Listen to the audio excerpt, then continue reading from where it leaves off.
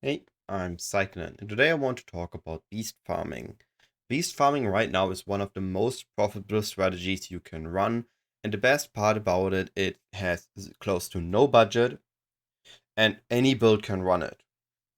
If you can clear T16, you can run beasts. Now, if you want a build that is excelling at beast farming, making it even more efficient and even more profitable, I have just released a build guide for my speed mapper, Toxic Rain Pathfinder. You can find that either in the top right corner on the info button right now, or you can find it in the description. I will link it both in both ways. Now, one thing I do want to say before we going to go to the rest of the video, it's really important that you understand this one aspect. If nothing else from this video, understand this one aspect. If you do any amount of speed mapping, the most important thing you can do is run it fast. The less time you spend in a map, the more maps you can run in an hour. The more maps you run in an hour, the more profitable it becomes. And while that counts for every sort of mapping strategy or anything in PoE, the more you can run in an hour, the better it is.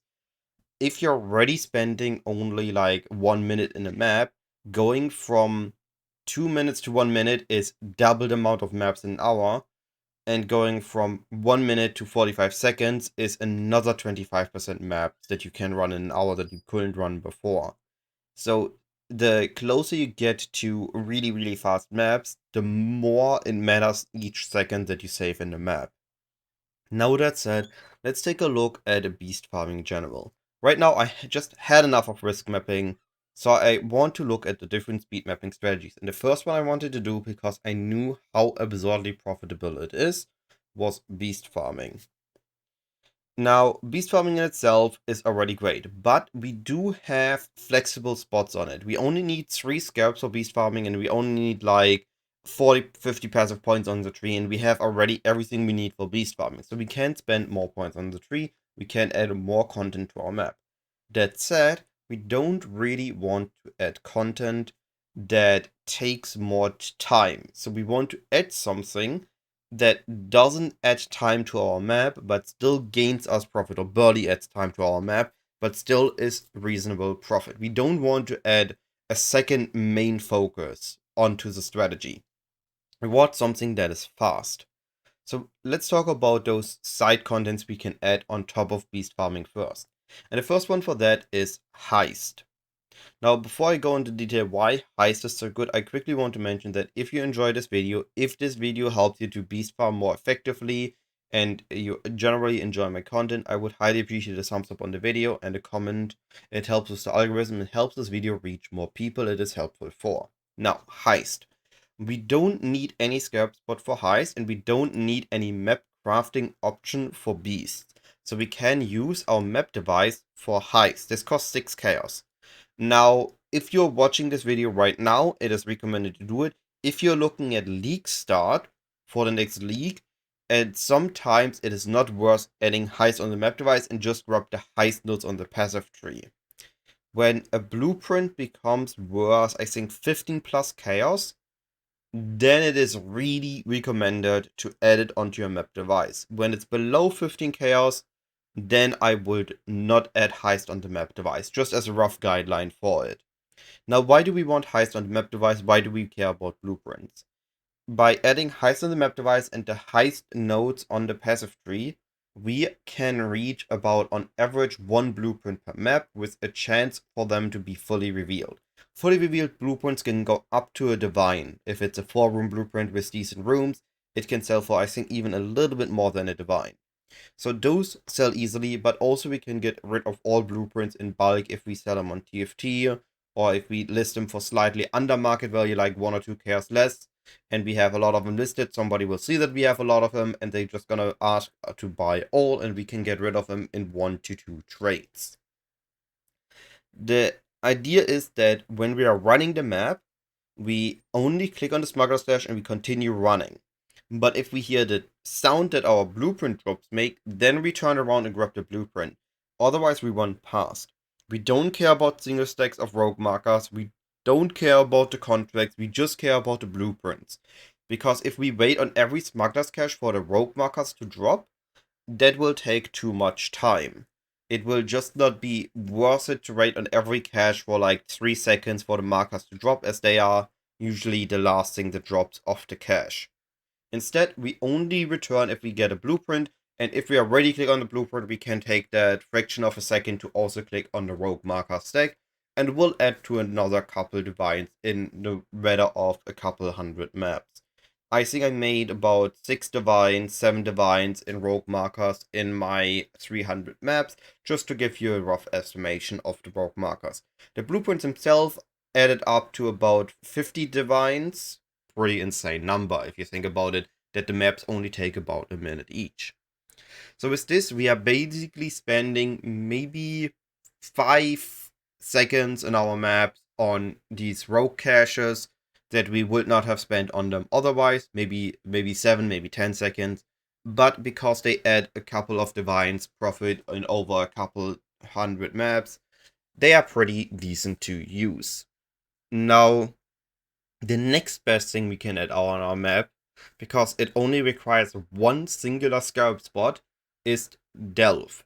Having Nico in our map without actually running our Delve adds profit, and the reason it adds profit is pretty interesting. So we're going to be starting first with what the Scarab does. The Scarab says map owner gains 150 more sulphite. Now we're actually running the maps wide, so the sulphite does scale with the quantity of our maps, but because we're running them wide, we don't gain that much. This Scarab re-adds the sulphite we get from our maps without adding difficulty to our maps, meaning that we don't spend additional time on killing the beasts, and we still get a good amount of sulphite out of maps. Now, why do we actually care about that? The reason for that is the passive tree node mining byproducts. Mining byproducts says sulphite veins and chests in your maps have a 10% chance to also contain an equal amount of azurite. This means that 1 in 10 sulphites we click, we're gonna get azurite. This azurite, we can then go, once we have run 100 maps or 200 maps, we can go into our mine encampment, go to Nico and say, alright, I have azurite, give me all your 1-socket resonators. You're then gonna buy 1-socket resonators. And again, to give a number, an estimation of what you can make with this on top of your mapping, is I made 21 divines in 1-socket resonators in 300 maps. So this is just another free profit on top, and with these resonators alone, we already can cover and make profit on all our costs. So every single beast we find is pure profitability. Every time we find a Black Worrigan, 4 divines made. It's just the most satisfying feeling if you do it this way. And the best part about it, we actually save time in our map if we are adding the Sulphite Scarab to it, because we're also using Packed with Energy. Packed with Energy does when you interact with a voltaic sulphite vein or chest in your map, you gain sulphite intoxication for each voltaic sulphite vein or chest found. This means that we can get up to 3 stacks of voltaic sulphite infusion, and each stack gives us 35% increased damage, 50 movement speed, and 1 all rest. Now the one thing we really care about is the 15% movement speed. And this buff lasts 60 seconds. With our map taking at most a minute preferably, we have this buff for the rest of the map. So whenever we click on it, we gain 15% more movement speed, up to 45 at the end of the last sulphite vein, which we're gonna get at some point in the last third of the map. This means that the 1 second we need to click on the sulphite vein and for the buff to be applied to us, we save by using 50% faster for the rest of the map. So overall, without spending any additional time, actually saving a little bit of time because we're getting faster over the course of the map, we make another 20 divines profit on our 300 maps in my example. So this is another 7 divines in 100 maps that are just not free because we're using the Sulphite Scarab, but a massive currency gain for the cost of 1 chaos per map by adding that Scarab on top of it. So it's really just insane. And now with that, we come finally to the beast farming. And already taking the concepts we just applied to the other things, we apply the same to the beast. We care about speed. So by only target killing the valuable beasts and no excessive killing, we save time in several manners. First of all, by running past all the beasts that are not valuable, we save time because we're not killing those. We're only killing the valuable beasts. If a map doesn't contain any valuable beasts, we don't kill any beasts at all. We then save time because we need to less often clear out our menagerie. When I run Beast on my normal builds like Tornado Shot Bow or Kinetic Blast with the Warden, I need to empty my menagerie about every 100 maps because it's overcrowding, and if it's overcrowding, I risk that it deletes a good beast, and I don't want that to happen. But in these 300 maps, I didn't need to delete beast once. So I barely overkill on rare beasts or other red beasts that aren't good. And after 20 to 40 maps, I just empty out all the good beasts. I always have space in these 300 maps. I never needed to delete. It just makes the running that more smoothly. And it takes out one of the most annoying components of beast farming, at least for a good portion of the maps. If we need to empty once every 300 maps, that is manageable. If we would need to delete every 100 maps, that can get tedious. And this also means that we don't need to bother with yellow beasts.